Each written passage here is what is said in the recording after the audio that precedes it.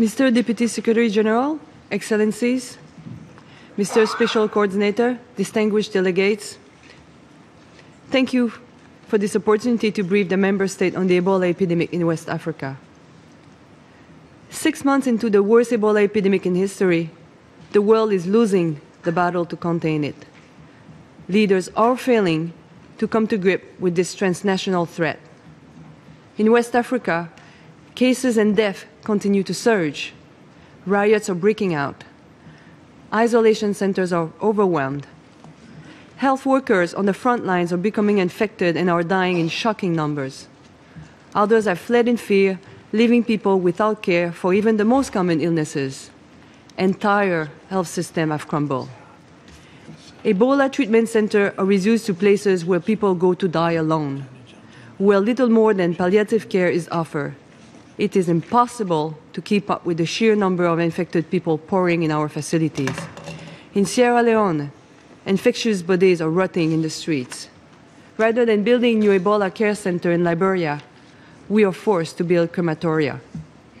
Last week, the World Health Organization projected as many as 20,000 people infected over the next 3 months in Liberia, Sierra Leone, and Guinea. We are in uncharted waters. Transmission rates are at unprecedented levels, and the virus is spreading quickly to Liberia's capital, Monrovia. I stand here today as the president of a medical humanitarian organization on the front line of this outbreak since it emerged. My colleagues have cared for more than 2/3 of the officially declared infected patients. Even as we have doubled our staff over the last month, I can tell you that they are completely overwhelmed. Médecins Sans Frontières has been ringing alarm bells for months, but the response has been too late, too little. The outbreak began 6 months ago, but was only declared a public health emergency of international concern on August 8. While funding announcements, roadmaps, and finding vaccines and treatments are welcome, they will not stop the epidemic today. We have been losing for the past 6 months. We must win over the next 3, and we can. Many of the member states represented here today have invested heavily in biological threat response.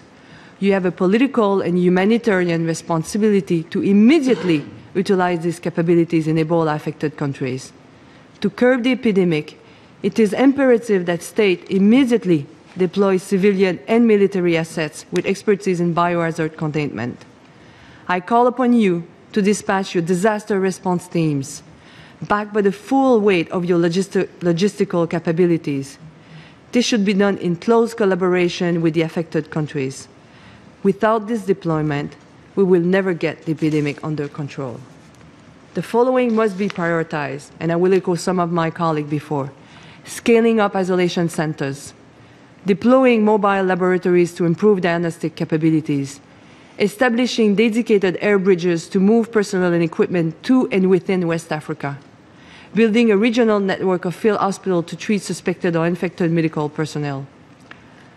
While these biodefense teams will help to immediately shore up the response on the ground, the WHO and other public health agencies must operationalize the Ebola roadmap. We must also address the collapse of state infrastructure. The health system in Liberia has collapsed. Pregnant women experiences complications, have nowhere to turn. Malaria and diarrhea, easily preventable and treatable disease, are killing people. Hospitals need to be reopened. Lastly, we must change the collective mindset driving the response to the epidemic. Coercive measures, such as laws criminalizing the failure to report suspected cases, forced quarantines, are driving people on the ground. This is leading to the concealment of cases and is pushing the sick away from health system. These measures have only served to breed fear and unrest rather than contain the virus. UN member states cannot focus solely on measures to protect their own borders. Only by battling the epidemic at its root can we stem it. This is a transnational crisis with social, economic, and security implications for the African continent. It is your historic responsibility to act now. We cannot cut off the affected countries and hope this epidemic will simply burn out. To put out this fire, we must run into the burning building. Thank you.